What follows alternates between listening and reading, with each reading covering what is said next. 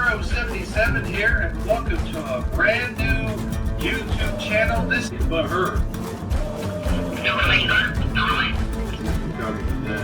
I was playing tennis with games. This is the owner, Daniel.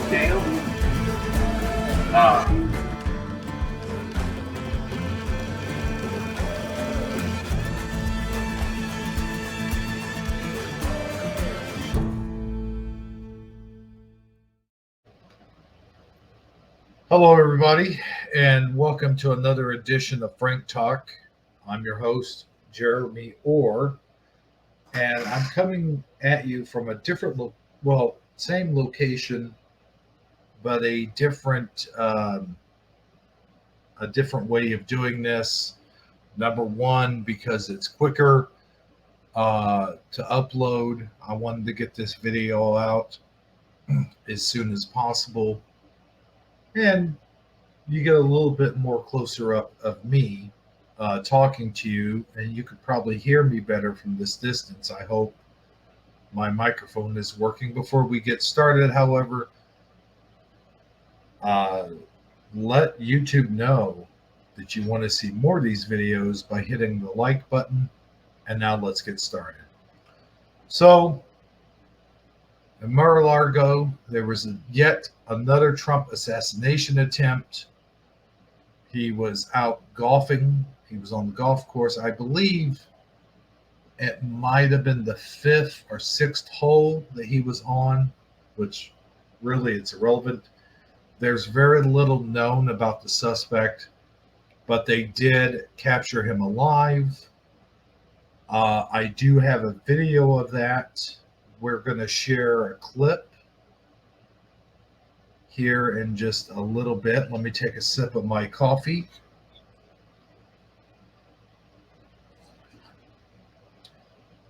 Like I said, if you can't hear the video, please do turn your speakers up, and I do apologize for the lower quality. Now let's get into it. Here's the video clip. Actually, before I show this clip, please do be advised. There's a guy on here. The alleged shooter, I believe, is talking about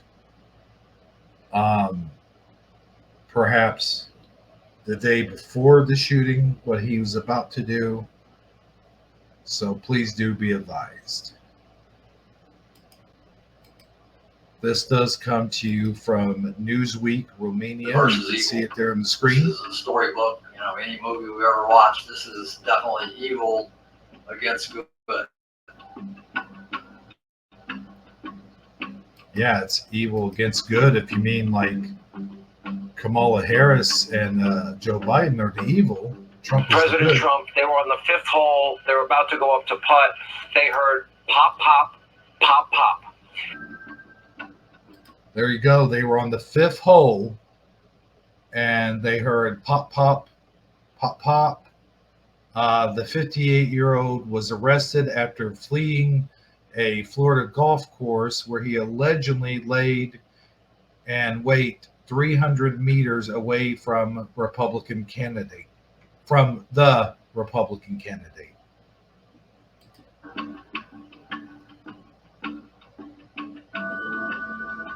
And there he is. As you can see, they've captured him. In the bushes. Now here is Rick Bradshaw, the Palm Beach County Sheriff, at a press conference. Let's take a look.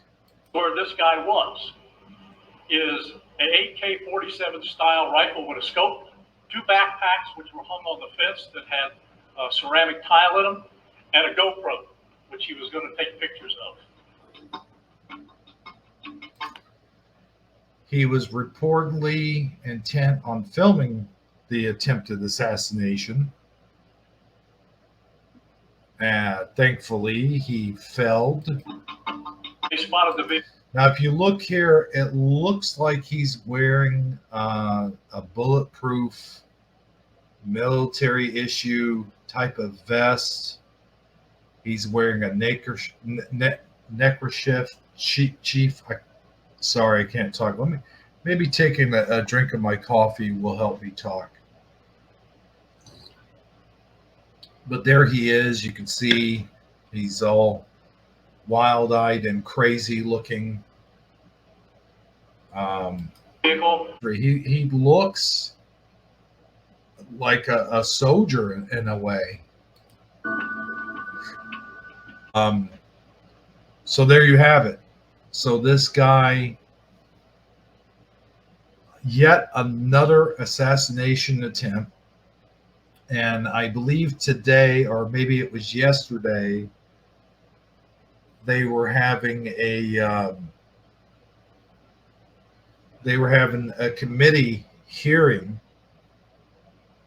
Now, this occurs just a few days apart from the debate. And I believe the first assassination attempt occurred either days after or days before the debate that he had with Joe Biden. I believe it happened days after. Let's look that up real quick. Let's see. Okay, it was a month before. It was in June when Trump had his debate with Joe Biden. So that's kind of interesting on its own. I'm not saying that the left set all of this up, but in my opinion, there are no coincidences. And also, at the same time, in my opinion, stuff like this doesn't usually happen. You know, assassination attempts are so far in between. The last assassination attempt, besides, well, I guess if you count George W. Bush, he got a shoe thrown at him. Before that, it was Reagan. And these things happen very, very few far in between that, you know, everyone is completely shocked and shooken to their very foundation when they hear about something like this, and rightly so. This is the way it should be. Now, Trump, of course, wasn't current president when the first attempt happened, but he's a presidential candidate and he's a former president. And when you're a former president, you have Secret Service assigned to you for the rest of your life. And the other thing is, you're not allowed to drive, to have a driver's license the rest of your life, because the Secret Service has to drive you everywhere. So I don't understand why the Secret Service wasn't on top of the first one. Now, reports have come out here recently saying that the Pennsylvania, where he was at, the Butler police, they didn't have any way of directly communicating with the Secret Service, which, in all fairness, when we did a show on Shifty Sunday way back in July, a friend of mine came on that show and he spoke about it. And he said exactly, what they're saying. So I don't totally doubt what they were saying to be true. Although I don't understand why they wouldn't. I don't understand why, they had this whole thing set up. Number one, let's talk a little bit about the first assassination attempt. Number one, the Secret Service should have had those buildings, those rooftops, all marked off. That should have been that was definitely a failure on the Secret Service's part, but also the local authorities should have had that in their sites as well and targeted. Because that, but it's not up to the local authorities to do that, but it is their job to do that. But ultimately, it falls in the hands of the Secret Service. So that whole thing, that was a tobacco, maybe on purpose, if you know what I mean. And this one seems a little bit too clean. Like, how did he know where they were going to be golfing, when they were going to be golfing? It is very private.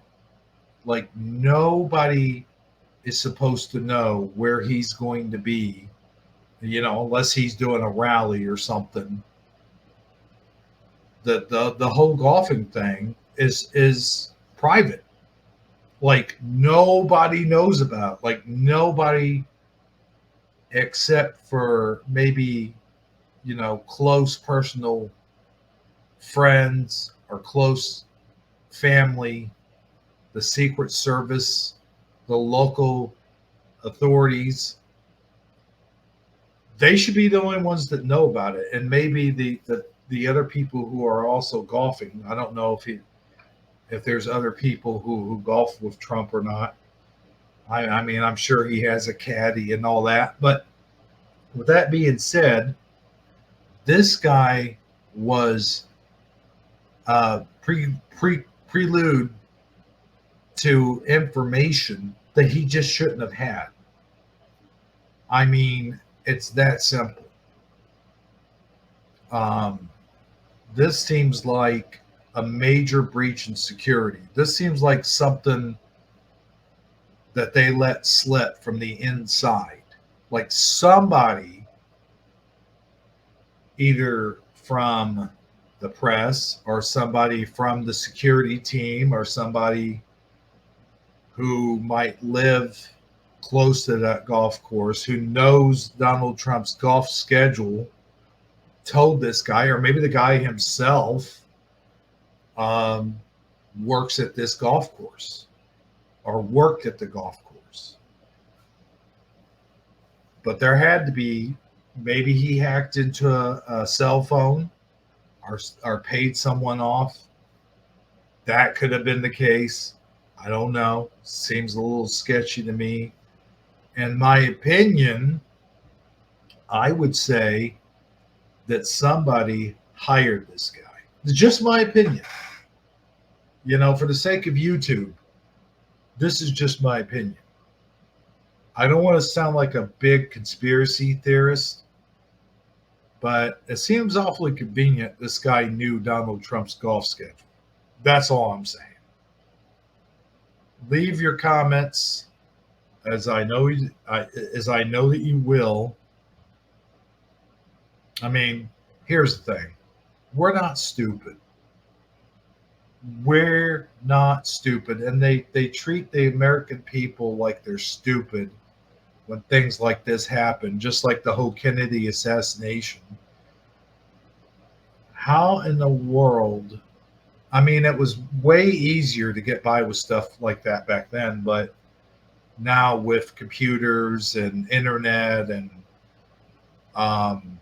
better knowledge of how this stuff actually works, there is just no way.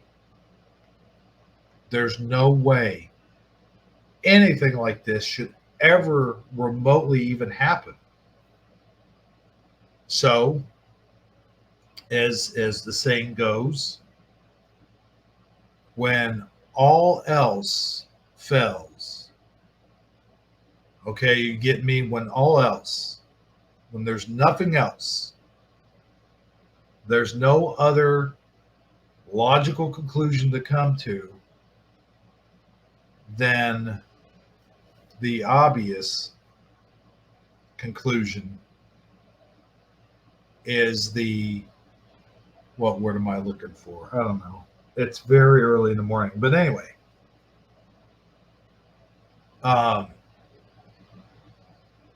you've got to figure out at some point that the American public is going to figure this stuff out.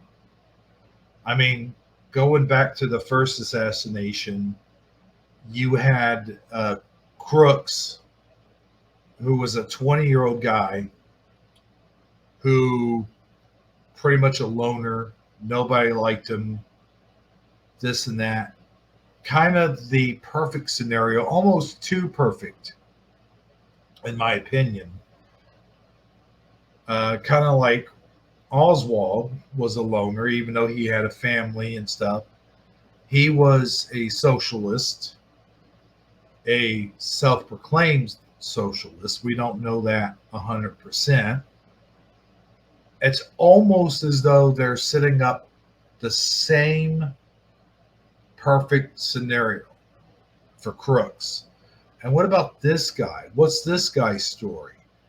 We don't know a whole lot about him yet. We're just learning stuff about him. In fact, that news clip was the only news clip that I could find that had, just that much information.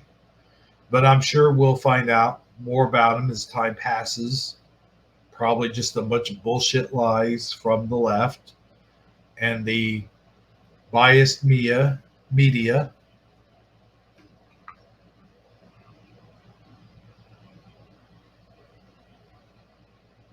Who knows? Anyway, that's really all I have to talk about in this video. But in my opinion, the left is getting scared. Donald Trump's winning this election, not by a landslide. Let's be clear. There are going to be plenty of people legitimately voting for Kamala, not because she has good policies or even that she has any policies, not because she's the best person for the job, but because of her skin color and because she's a woman, even though the left can't even define what a woman even is. So I've noticed I haven't had too many views here lately. I hope that that's not because YouTube is shadow banning me. And I hope that you guys share this video because we need to get the word out. We got to get the word out as much as possible. And I know that there are other people out there, people like JP and Mark Dice and even Jeremy from the Quarterling, which will get this information out there. And Matt, why can't I think? Matt Walsh and all those people from the Daily Wire, they'll get all this stuff out there. They're far more popular than I am, and I get it. But if I can contribute in any way, shape, or form, if I can get the word out, even to the smallest margin of audiences, then that's what I'm going to do. If my voice carries even the smallest, no matter how insignificant amount of weight it is, then at least I've known that I've done my part. Well, that pretty much does it for Frank Talk. This wasn't supposed to be a full show, but it's gone about 20 minutes. Most of my Frank Talks are about 21 to 22 minute long. I'd like to thank everybody who stepped in here and watched this video. And really, we got to stay vigilant, people. Like, share, subscribe, all that stuff. Get the word out. And just remember, and I'm very serious about this, knowing isn't just half the battle. It's the whole damn war. We'll see you next time.